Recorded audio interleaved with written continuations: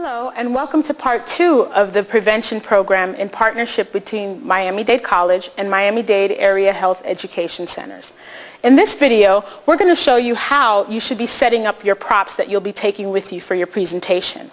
You'd have to sign them out 1 to 2 days prior to your presentation from the CCI staff member. And at that point, they would give you a bin like this. What you'll have in it is you'll have a pair of gloves.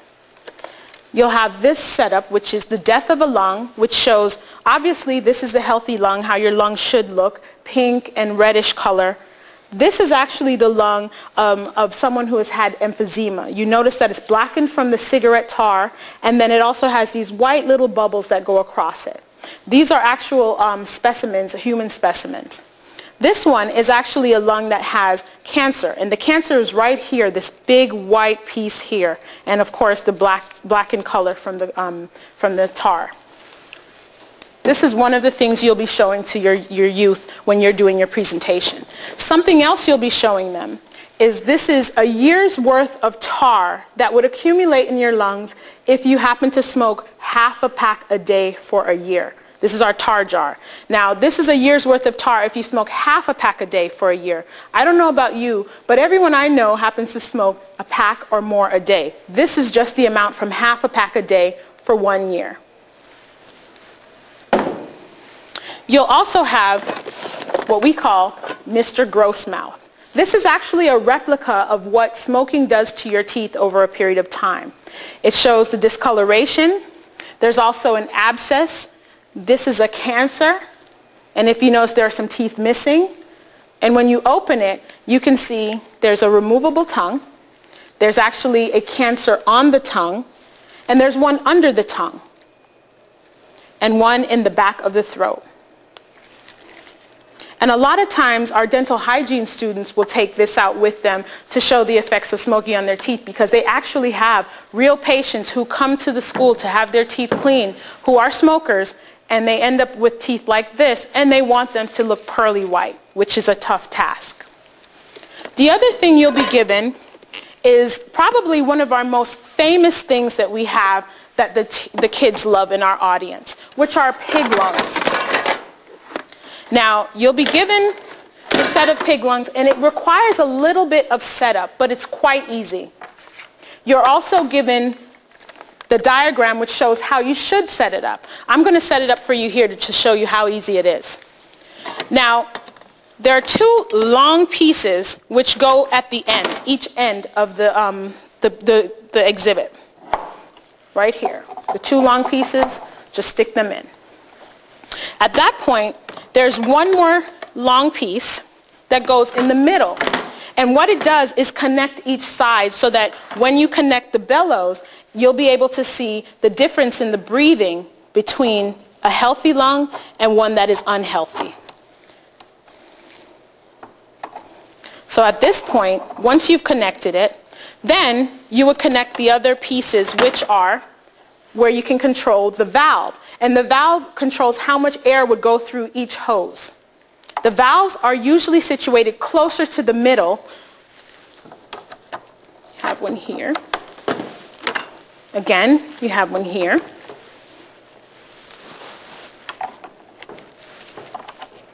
Okay, now you're all set. You should also have, your CCI representative will make sure you have Purell or some type of hand sanitizer on hand, because the kids are actually allowed to touch the lungs. I'll show you in a moment. They're allowed to touch them as long as their hands are not wet. No water whatsoever should touch any of the lungs, or it will ruin it. Now, there is a protectant that comes with the lungs, and what happens is the protectant usually preserves it. It's similar to formaldehyde, but is not formaldehyde. Now, here is a healthy lung. What you do, it already has a hose connector, and essentially you pop it in, just like that. Here is the unhealthy lung, blackened from the tar of a cigarette smoker, and it also has some cancers that you can see if you zoom in right here. This is a real cancer. And as I pump it, you'll be able to see the beginning stages of new cancers that were starting to form at the time. The last component is the bellows. this is what is going to activate the breathing mechanism. So what you do is you take the bellows, and there's a hose. All you do is connect it. There you go. You've completed the setup for the pig lungs exhibit. Now what I'm going to do is go ahead and pump it so you get the demonstration. So this is essentially what you should have set up prior to even beginning your presentation.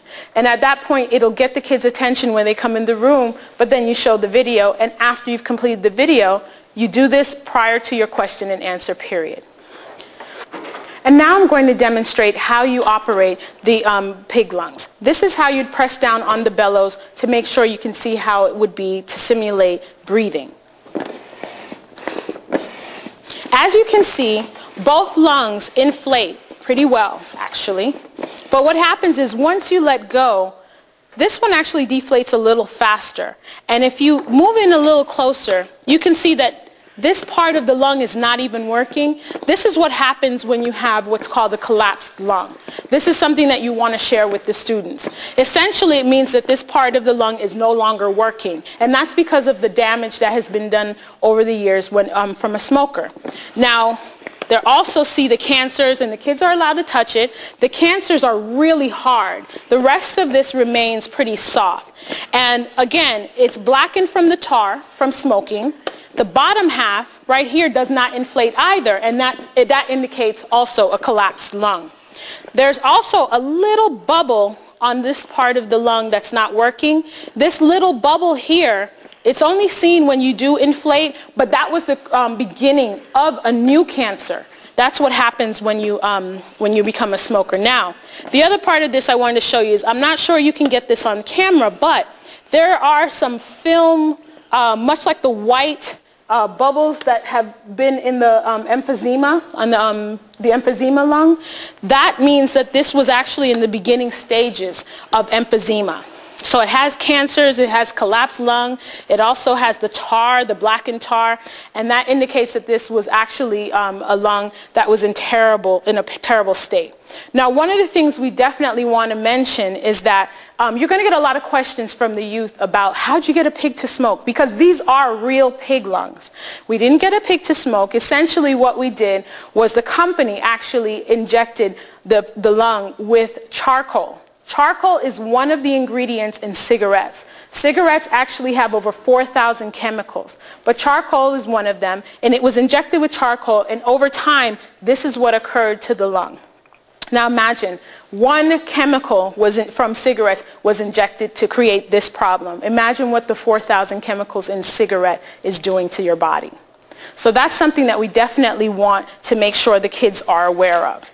Another question that we tend to get quite a bit from the kids, and it regards the color, the blackened tar of the lungs.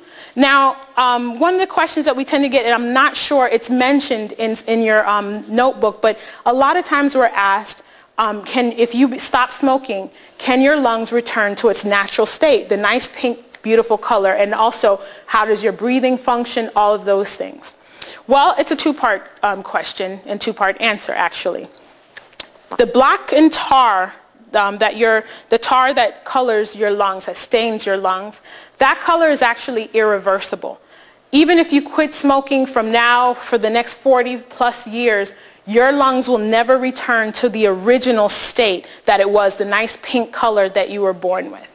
However, if you quit smoking today, within the next 10 to 15 years, if you do not pick up anything to smoke, whatever it may be, cigarettes, Black and Milds, pipes, cigars, hookah, marijuana, whatever it is, if you do not pick up anything to smoke within the next 10 to 15 years, your breathing capacity can return to what it once was, as if you were not a non-smoker. However, what you have to take into consideration is that you would have had to have been generally healthy at the time you decided to quit smoking. And this means that you should not have been diagnosed with anything like chronic bronchitis, emphysema, any cancers, anything similar to what you've seen in the video. If you do not have any pre-existing conditions and you're generally healthy at the time you stop, your breathing capacity will go back to what its normal state was when you were a non-smoker. One of the other things I'd like to discuss with you is once you receive a binder, there are some handouts that you should receive in your binder as well, which some of the video does not cover.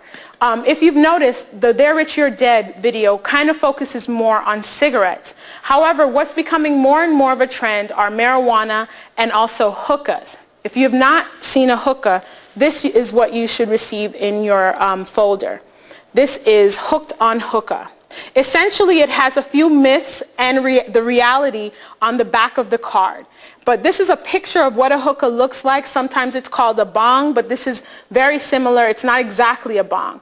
Now, what happens with this is essentially it was created in India as a ritual, and then it spanned out to the Middle East as a ritual. Unfortunately, in this country, it's become the popular trend. And it's a trend because what happens is you use flavored tobacco, and it is placed at the bottom of the hookah, which is called the base, and there's water there, and it actually bubbles. It's heated. And what happens is people tend to smoke it at the end of these long hoses. People tend to smoke it, inhale it, and it's the flavored tobacco. Now, many places that offer this, usually they're called hookah bars or hookah lounges. Different restaurants may offer this. Now, the people who offer this service, they either do not know or do not care to tell you the truth about the dangers of a hookah. Now, there's debate about the hookah being more dangerous than cigarettes. It does have the same chemicals and toxins that you inhale with a cigarette. Unfortunately, when you tend to go to these places, they tell you no. And a lot of people who are non-smokers tend to be attracted to the fact that it is not harmful, and then there's also a flavor to it. Unlike cigarette smokes, this has a sweeter smell. This comes in so many flavors. There are hundreds of flavors: strawberry, chocolate, kiwi, anything you can think of. And because it doesn't have that stench of cigarette smoke, some people are interested in trying it once they hear that it's not as dangerous, which is a total lie. One of the things about hookah that you also have to think about is at the end of these hoses is the mouthpiece. It's usually metal, and when you go to the public places, what they tend to do is they have a mouthpiece that's plastic, and you slip it on over this metal mouthpiece, and that is how you inhale. And each user, after they've completed using it, disposes of the plastic piece. Now, some places do not have the plastic mouthpiece, so you would tend to use the metal piece in your mouth, inhale, and then after its use, they will come by and they will wipe it either with a sanitizer or with a deodorant, excuse me.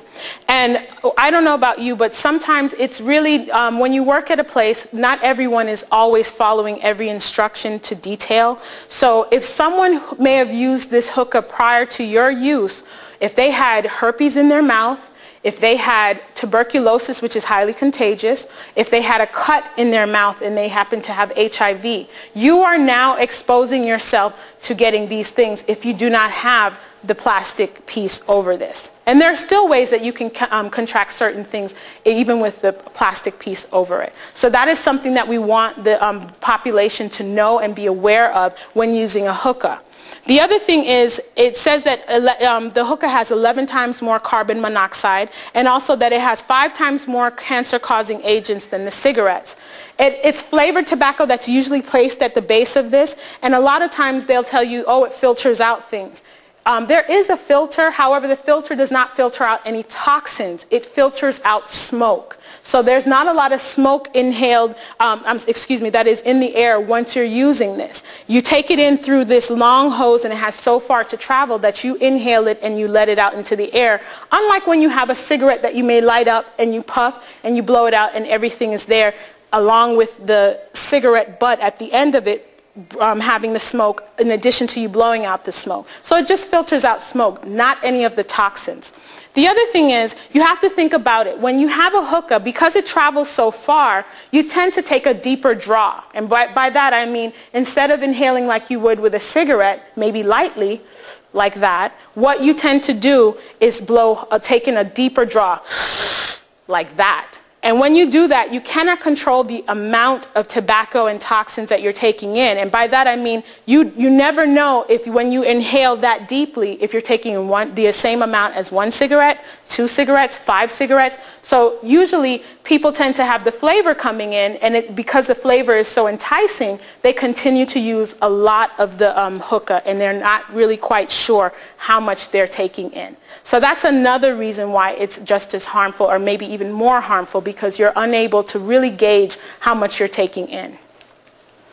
The other thing you should receive is Being Blunt About Blunts. This is a pamphlet that gives a little bit more of the history of marijuana, and also from the tobacco company's standpoint, which they tend to provide the leaves that, the tobacco leaves that it is usually rolled in. This is something that we give you so that you can read up on, so you're aware of some of the history of it as well as the dangers, because as I mentioned before, marijuana has more carbon monoxide and more tar than cigarettes. It does not have the nicotine, which is the addictive factor. However, it is habit forming. One of the things I like to point out, particularly to youth, because there are several marijuana smokers out there, or those who know of marijuana smokers, and they will argue the point that, oh, it's much more healthier than cigarettes. It's not as harmful, it's not as harmful, it's a plant.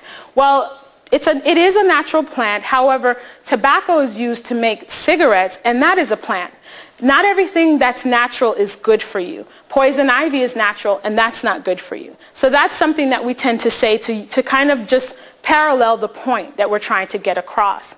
In addition to that, you have to think about it. Marijuana is also an illegal substance in this country. So you have to think about how it is shipped in. What they tend to do is package it with several different things so that it's not detectable.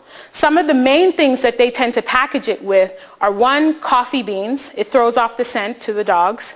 Also formaldehyde, which is used to preserve dead people's bodies until it's time for them to be put into the ground. And then also they tend to package it with manure. And the reason for that is because manure is one of the main ingredients in fertilizer. So it'll come through this country under the auspices of being sold as fertilizer. One of the things we do is tell the students this so that they know that when they're buying this product, you do not know what it may be packaged with. And I don't know about you, but the person who's selling it is just interested in gaining money. So they're not necessarily going to clean it up properly. They're not going to make sure that it's taken off or in its purest form. So in that case, you may be taking in addition to the toxins and the tar that it already has, something that is possibly more dangerous than the marijuana itself. And that's a risk that I'm sure not many people are aware of. So that is something that we want to make sure that we get the point out about. You should also have one page called What's in a Cigarette. As I mentioned before, cigarettes have over 4,000 chemicals. This paper actually just has the cancer-causing ones listed at the top. What we want to do is we should actually, the CCI representative should also give you this to hand out to your students, to your audience. And the reason for that is because there are some common chemicals that are in cigarettes or used to make cigarettes that a lot of people are unaware of. For example, acetone, it's used in nail polish remover. That is one of the chemicals in cigarettes. Also, vinegar, acetic acid, that is also one of the ingredients in cigarettes. Ammonia, they use it to clean toilet bowl cleaners, all that sort of thing. That is also in a cigarette. So this is another thing that is extremely helpful for you when you are presenting, just for your knowledge. One more thing is, what happens to your body after you quit? AHEC has provided this really interesting one-page facts about what happens to your body when you quit smoking. It actually states something that happens within 20 minutes of you making the decision to quit smoking, and that is your blood pressure, pulse rate, and body temperature returns to normal, all the way down to 10 years. And in 10 years, it states that the lung cancer death rate for the average smoker drops to almost the rate of a non-smoker. The risk of other cancers also decrease significantly. This is something that we've had so many people, not just the audience we're presenting to, but even our own Miami-Dade College students come to us and state that they had no idea that these type of results would happen over a certain amount of time.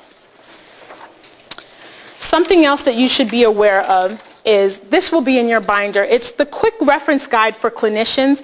Essentially, it's about treating tobacco use and its dependence. It's a packet, it's just something for you to browse through, and it's something that'll actually help you when you're dealing with your patients. If you happen to have a smoker as a patient, this is a way of treating them and kind of getting the information and doing an assessment of how they can, how much they smoke and how you can actually help them to quit smoking. Lastly, you should have this one-pager. This is actually for free continuing education credits on tobacco. Now, if you're a student, you won't receive any continuing education credits. However, you will receive a completion, a certificate of completion letter for completing 8 tobacco modules that are offered through the University of Miami and in partnership with Miami-Dade AHEC. Now, what happens is it gives you all the information. You go on the website, you can read through each module, and what happens is you're tested at the end of each module. You can do this at your leisure, but all you need to do is participate in this program by giving a presentation or participating in a health fair one time, and then you're eligible to take part and receive up to 8 of the modules for free, courtesy of Miami-Dade Area Health Education Center. The 8 modules are all on tobacco, and this is something that, as a healthcare student and a future clinician, this is something that would look excellent on your resume, and it's for free. I know that you have a heavy schedule and you have a personal life as well, study time, but this is something that you can do again at your leisure. You can start reading some of it. You can even pause and go back to it later. But the fact that it is offered for free, and there are up to 8 of them, these are modules that actual clinicians are receiving continuing education credit for. So you as a student, having that on your resume is only going to help you. So that's something that's also offered as a benefit for your participation in this program. Well, that summarizes everything in terms of the props and your handouts that you should receive from your CCI representative. I hope that you decide to take part in this program, and I wish you all the best. Contact your CCI representative at your campus, and they'll be able to help schedule your presentation. Thank you so much. Goodbye.